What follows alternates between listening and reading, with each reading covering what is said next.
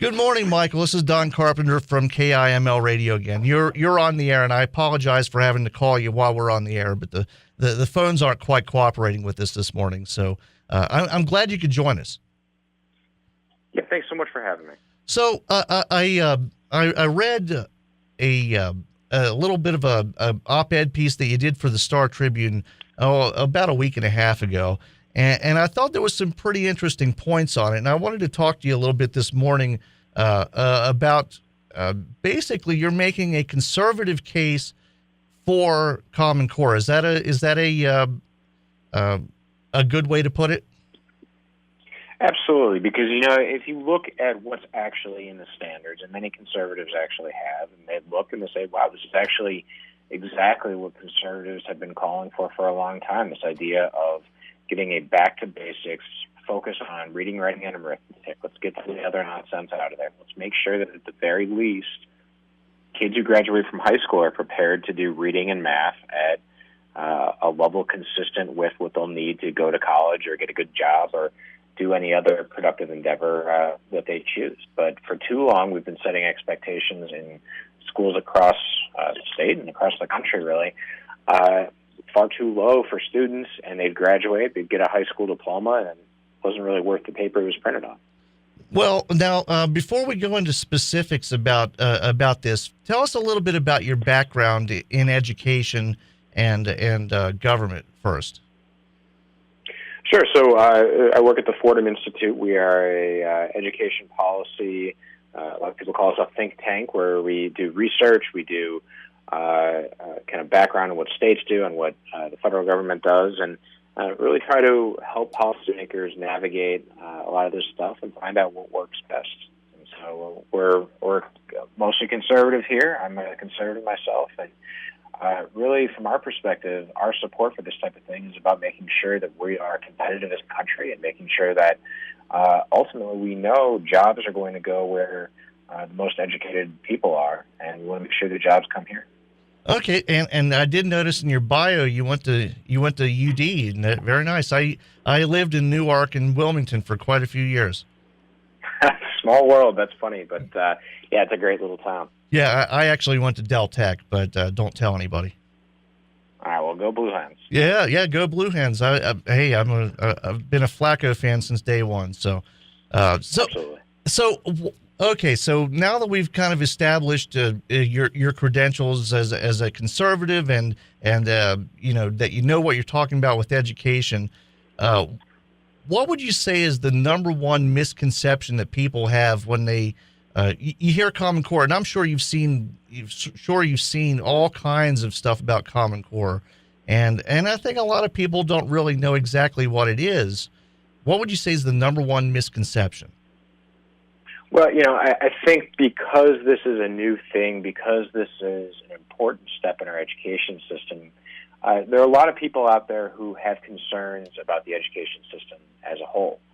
And I do too. And what I worry about, though, is that people who have concerns about bad textbooks or data privacy or federal overreach or just confusing math problems that they're seeing coming home in their child's backpacks, these are all legitimate concerns that I share as well. But the problem is there are some people who either are unclear on what separates all of those things from the Common Core, or, frankly, there are some people out there who, for political reasons, are intentionally trying to confuse the issue. And so it's no wonder there are some parents who aren't really sure what this is all about. The reality is all those things that I mentioned, all those legitimate issues that I mentioned, are separate from the Common Core. All the Common Core is a set of expectations. What do you want students at the end of the day to know? So really it's just like any other area of life where you're setting goals. But we know that while setting goals is really important, we teach our kids setting goals is really important, what really matters is meeting those goals and achieving those expectations. And if you're not doing all of the other things that we need to do in our education system, including making sure that we have good textbooks, including that we have properly prepared teachers, including ensuring that parents have choice about what kind of education their children are going to get. Unless we do all of those other things, we're never going to meet the high goals and expectations of the Common Core. So my belief is, step one, you set high goals, and whether that's Common Core or something else, as long as the expectations are high enough, it's great by me. And then let's focus on these other issues that parents are concerned about and make sure we're meeting those goals. Well, and you mentioned the confusing, we'll say the confusing math problems as an example, but you've also seen examples of history being rewritten and that kind of stuff. So you're saying that isn't what Common Core is all about. I mean, are those confusing math problems and these weird history books, are they being done at a local level? Absolutely. And, I should have also mentioned, the Common Core only covers reading, writing, and math. So the old reading, writing, and arithmetic that we want kids to focus on and at least get a basic knowledge in. It doesn't cover history. It doesn't cover science. It doesn't cover some of these other subjects. And so parents who are seeing things they don't like that maybe are of a political nature, and believe me, I've seen plenty of that stuff as well, that's not in there because that's not even the subjects that are covered by Common Core. As far as the math problems, absolutely, let's face it, there have been bad textbooks out there since there have been textbooks, and we need to make sure that we're being vigilant. As much as I'm a believer in local control comes with local responsibility. And so if parents or others have concerns about some of the textbooks or the worksheets or the other things that are being assigned to children in the local public schools, don't go blame Big Bad Washington. Go talk to your local principal because they're the ones who can actually do something about it. So you would suggest maybe going to a school board meeting instead of posting something about the president on Facebook, for example? Yeah, absolutely. I mean, we all love what some people call the hashtag advocacy, that if you just tweet about it or post about it on Facebook, then somehow the problem will get solved.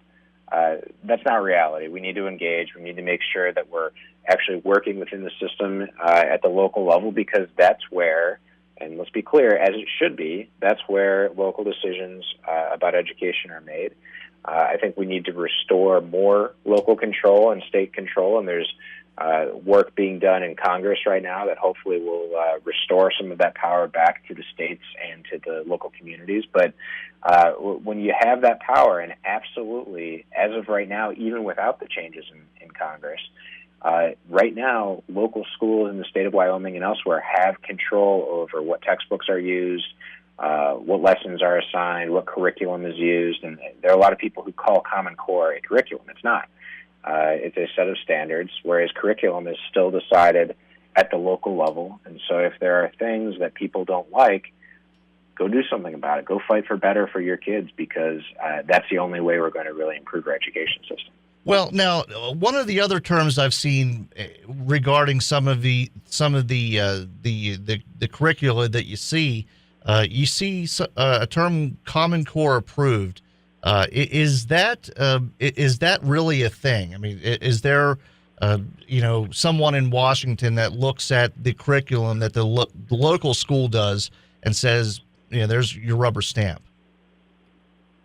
Great question. And no, there's not a such thing as Common Core approved. And that's another reason why parents are so justifiably confused about this, because they're saying, well, I'm hearing that textbooks are made, the decisions are made at the local level, but isn't it true that Common Core pretty much tells the textbook publishers what to write? And I'm seeing they even have a sticker on the front that says Common Core approved or Common Core aligned or something.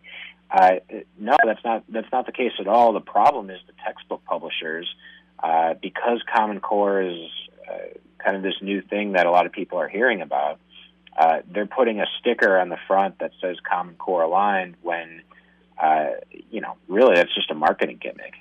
In a lot of cases, you're seeing they're putting out the exact same thing that they've been putting out for years, and they're just calling it Common Core aligned to try and make a buck.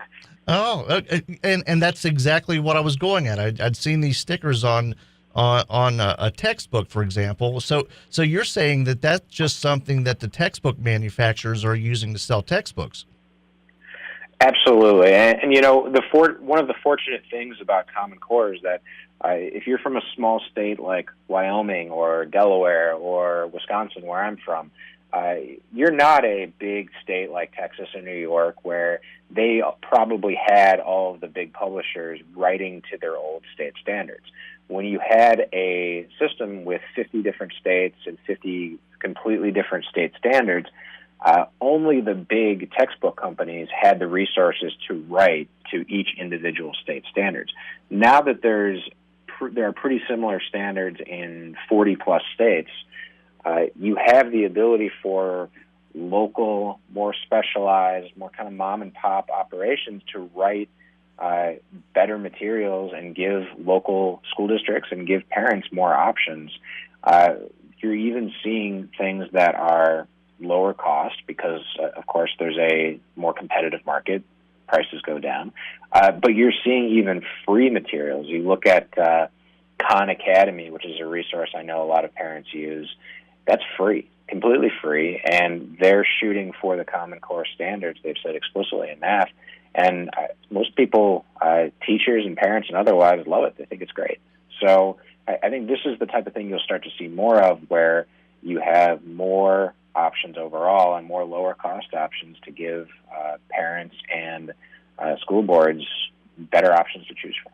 Now, you've mentioned that this isn't there isn't really a curriculum, that it's a standard. Now, and I would assume that standard is measured by testing, right? Yeah, so, again, you set goals, you have to check up, you have to see how you're doing, and part of that is testing. I think testing is good if it's a good test. We all want to make sure that, we have a checkup so we know whether or not our students are performing and whether or not they're going to be on track for not just, again, getting that high school diploma, but actually having that diploma mean something and have it lead towards getting a good job or going into the armed forces or going to college. Bottom line, just doing something productive so they can be self-supporting later on. Okay, and then that kind of brings you to the last point of what this is all about for you guys, and that is the economic competitiveness that a well-educated workforce would provide, right?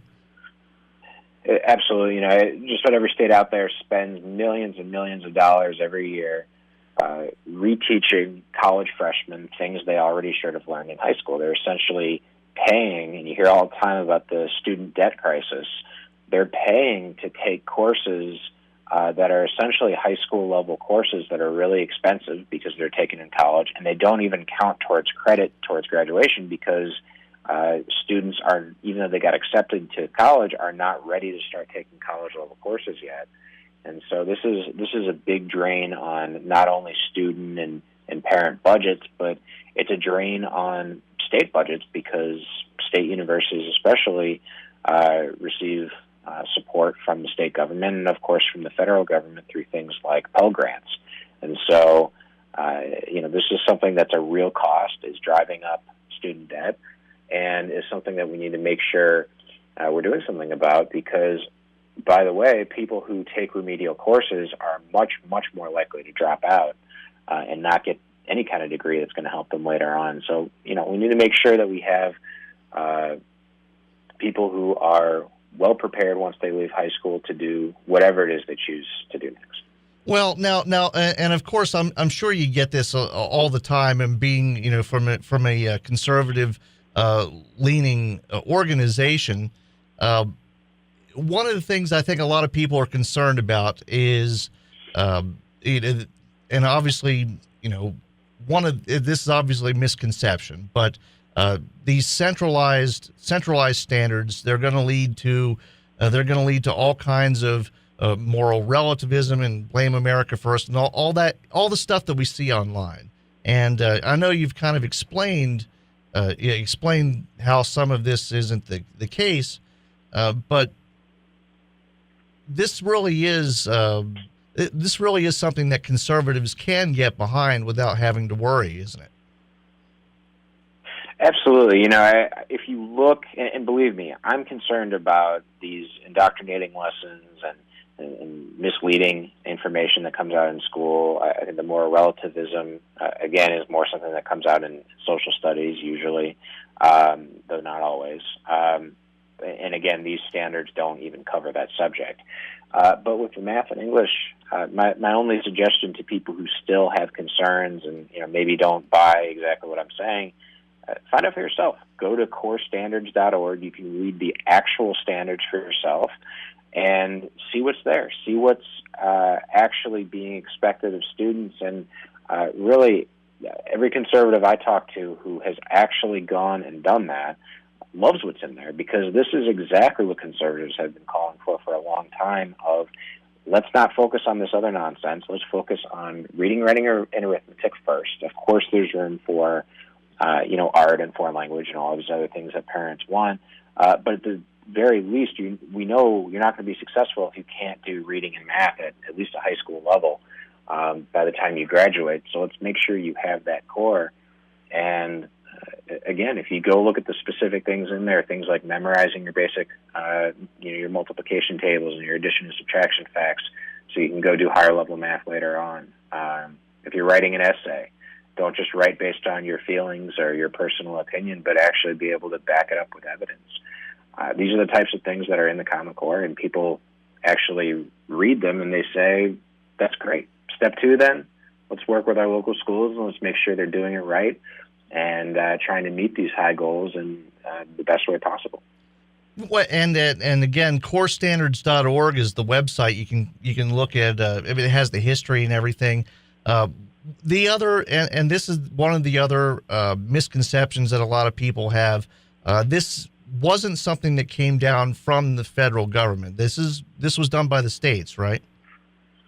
Absolutely. This was a state-led initiative. It was led by the governors. It was led by the state education superintendents who've traditionally been in charge of education standards. And they simply said, look, many of our state standards have led to what a lot of people called a race to the bottom, where people dumbed down their expectations because politically it was easier to tell parents that everything was just fine when in reality it wasn't. And so states got together and they worked on this and they set higher standards, which I think is a really fantastic thing. The one thing where I think things got off the rail, and probably is the reason we're having this conversation in the first place, is that the Obama administration saw that this was popular, saw that it was bipartisan, and incentivized states that were probably going to go do this anyway, but incentivized them to adopt these standards. And President Obama even took credit for it in some ways in his State of the Union address a couple of years back. And this is, I think, what has led to all of the backlash that we're seeing, where people are saying, look, this is the federal government telling us what to do. In reality, it was really just kind of an encouragement, but nevertheless, I think it was a mistake on the part of the Obama administration. I think they should have stayed out of this. And going forward, they have said they will stay out of this, and they seem to be doing that. But hopefully Congress, in that legislation that I was talking about, will ultimately make sure they stay out of this, and will make sure this stays a state-led initiative. As long as that happens, I think a lot of the people who are concerned about federal overreach, as I am, will have their minds put at ease, because this is something that will be returned to states, and we can start focusing on what's actually in the standards, not where they came from and all the politics behind it. Well, now we've seen a few states publicly repudiate the Common Core standards, and are they just replacing those with the same thing with a different name? Some states have done that, yeah. They've, which I think is fun. I mean, it's really their way of saying, we are going to reassert our control over this. We like what's in the standards, but we're just going to make sure that this is not called Common Core. This is called, this is really representative of our state and our state decision-making, which I think is a totally reasonable thing to do. The only state that's really gone back on Common Core is Oklahoma, and they're going to have to develop a process of creating new standards, which, probably in the end of the day, as long as they're good, will end up looking quite similar to the Common Core, because there are only so many ways to say that students should memorize their basic math facts. There's only so many ways to say that students should, read for understanding and write based on evidence and that type of thing. And so, I think many of these states, as long as they have good standards, if it's not exactly the Common Core, if it's not called Common Core, as long as the standards are good, I think that's a really positive development, because many of these states did not have good standards before. And as long as they are setting high expectations for students, I think that those students will be better off in the long term. Well, see, and this is a very enlightening conversation. If you're just joining us, we're talking with Michael Brickman, the National Policy Director at the Thomas B. Fordham Institute. Their website is edexcellence.net.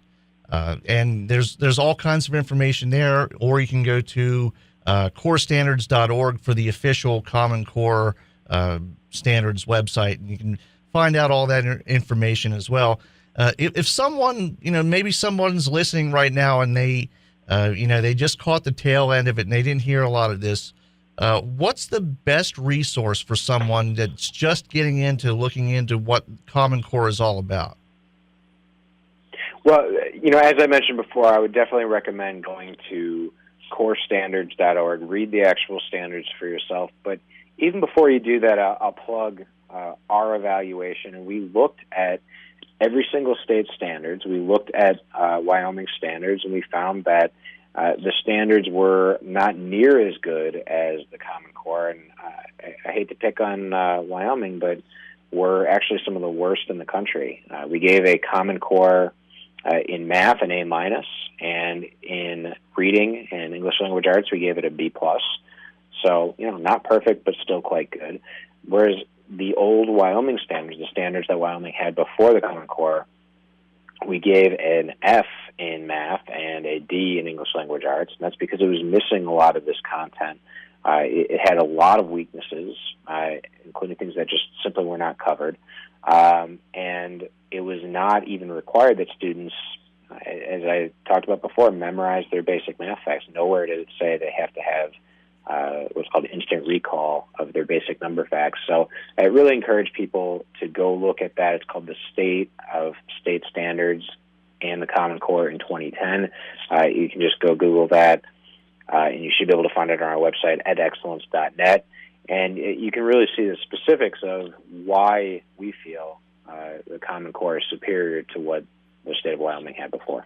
Well, and I will say, before I saw this op-ed that you did in the Star Tribune about a week and a half ago, and talked with you this morning, I wasn't quite sure where to go on this. So it certainly, I think a lot of people, once they see this and once they understand and get past all of the first thing you got to do is stop looking at Facebook. But that's just my personal soapbox.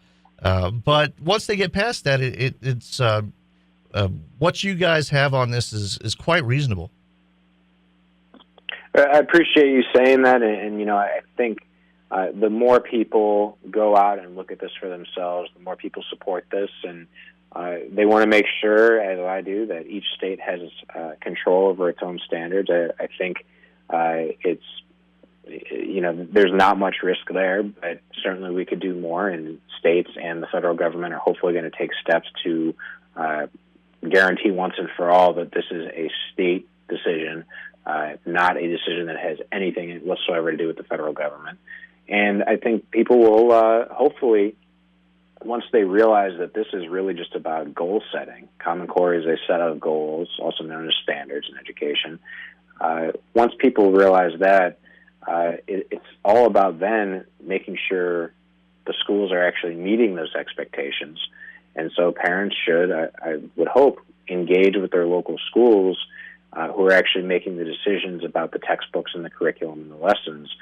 Because if parents don't like those things, they have the ability to try to change it. And if the school, and another point is, if the schools say, we don't really want to change that, then parents need school choice to be able to pick a better school, or a school that more aligns with their expectations and their children's needs, because we don't need a one-size-fits-all system in this country. We need to make sure that even though all students are reaching for high goals, every student is going to have a different path to get there. And so hopefully that can exist within their local public school, but if it's not working out, they should have some different options too. Okay, so, and we're almost completely out of time here, but I just want to make sure, just give us kind of a short, maybe 1 minute synopsis of why everyone should get behind the Common Core. Well, as I mentioned at the outset, these are the standards and expectations that we are hoping our kids can achieve. This is something that many states had not done effectively before. They had very low expectations, including the state of Wyoming. They set a low bar for students, and then the politicians got to celebrate when everybody was able to clear those expectations. We need to do better. We need to do the tough thing, which is to set expectations for students that are high enough so when they graduate from high school, they can go to college or get a good job without the need for remedial work or without the need to be dependent on others, and they can work for themselves. But really, this is about in English and math, setting those high expectations, and ultimately preparing students for later life. So, really, I think this is a positive development. It's a good step for the state of Wyoming. The next thing that the state has to do, though, is to actually meet those goals, and that's a little bit tougher, but the schools are absolutely capable of doing that as long as parents are engaged and they're helping to steer the schools in the right direction to make the right choices. Well, and I want to thank you so much again, Michael Brickman, the National Policy Director at the Thomas B. Fordham Institute. I want to thank you so much for joining us, and hopefully we'll get a chance to talk to you again sometime soon.